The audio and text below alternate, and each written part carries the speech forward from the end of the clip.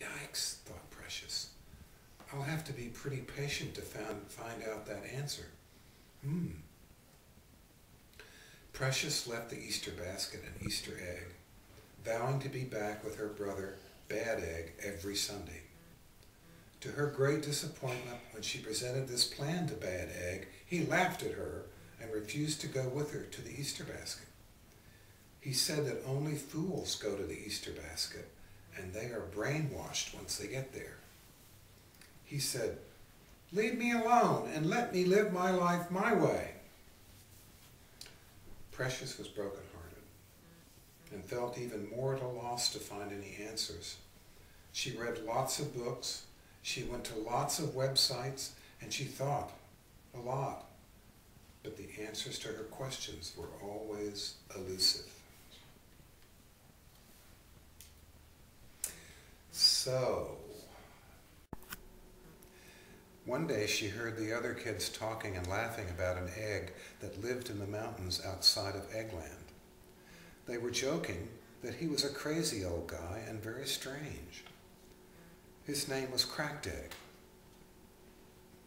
Precious had no idea why, but something deep inside her whispered that she should go and meet Cracked Egg. So she did. Cracked Egg had a great crack that ran all along his midsection. A stream of very bright light poured out of the crack. Otherwise, he looked like all the other creamy white and round eggs of Eggland. This crack was a bit disturbing to Precious, though, and she wondered how he lived like that, with such a great crack around his middle. She said nothing about the crack to Cracked Egg, and they had a nice little chat. He gave her some ice cream and cookies, and they passed the afternoon away. Close to the time she had to go home, she asked Cracked Egg if he would help her with some questions she had. "Absolutely," he said, "but I want you to know at the outset, all the answers to any questions you will ever have will ultimately come from you. All of your answers are within you." "What?" thought Precious. "I don't know any answers." But okay, she said, and asked her questions anyway. "My first question is about my friend Humpty. Humpty fell off a wall and his shell was shattered. No one could ever put him back together. I go to play with him, but I feel so sad because he has no other friends. I wish I could fix him and make him all better. Can I? And why did this happen to Humpty?" Cracked Egg sat silently for a long time with soft eyes. "Humpty," he said, "had something terrible happen to him that was not his fault. Some have made his suffering worse by not going to play with him. You, Precious, are making him happy and helping him the best you can by still being his friend. Bad things happen that can never be fixed, but you can certainly make them better with your kindness.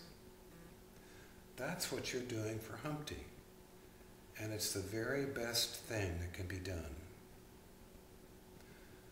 Precious was a bit sad at thinking Humpty could never be fixed, but at the same time she was happy to hear that she was being of help.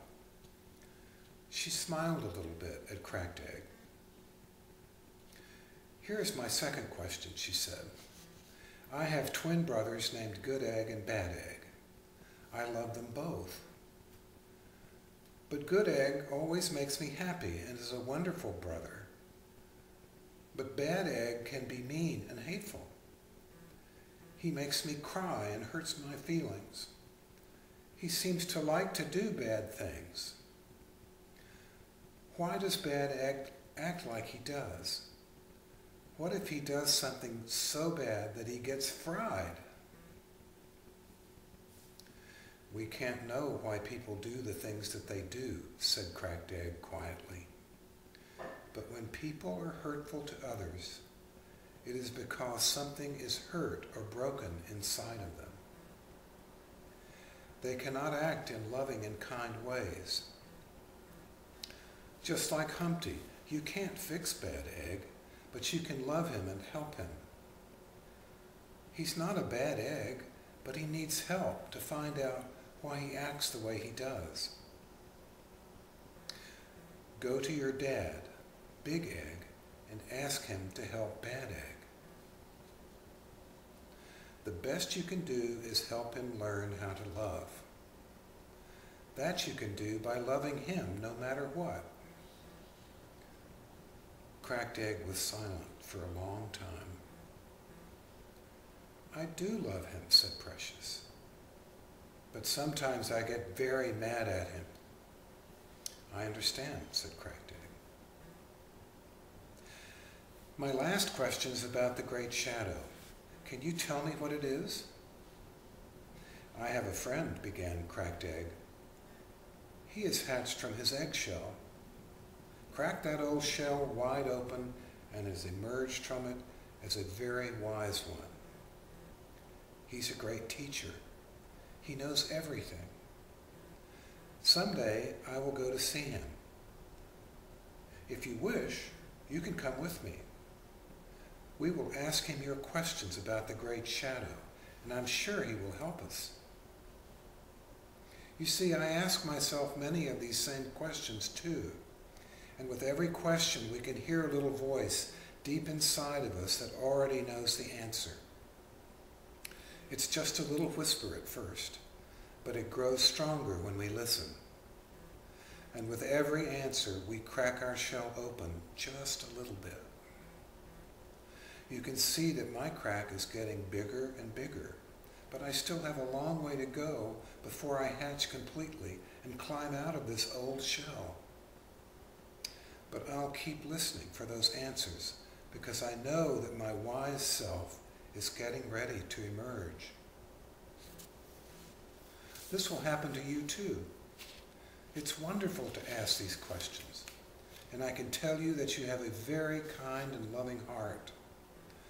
There are those who can help us open up our shells, like my friend, the wise teacher. But mostly, we must ask the questions and find the answers all on our own. Precious did not quite understand and said, "How can I hear my wise self speaking to me?" Cracked Egg explained, "When you went to visit Humpty Dumpty after his terrible accident, and you kept going every week, was anyone else making you go?" "No, I just wanted to go." "Was there a little voice inside of you that was urging you to go?" "Yes, I wanted to go and be with him." That little voice is the wise one within who is kind and caring. It's always guiding you. All you need to do is to recognize when it's speaking to you and always do as it says. Then you'll be just fine. I will come back to see you soon, Cracked Egg. Someday we will plan our trip to see your friend. Good, he said. I promise you that we'll do that. You're a wonderful girl, Precious. Take care of yourself. Thank you, Cracked Egg. Precious left Cracked Egg that day feeling supremely happy. So what happened next was a bit confusing to her. Long after she left his house and was winding her way down the path, Precious Egg tumbled. She fell on a sharp stone, ever so slightly, punctured a small hole in her shell. It hurt, but not really very much. She looked at the hole and at her predicament of lying there in the middle of the path all alone, and she burst into tears. She cried and cried and cried for a long time.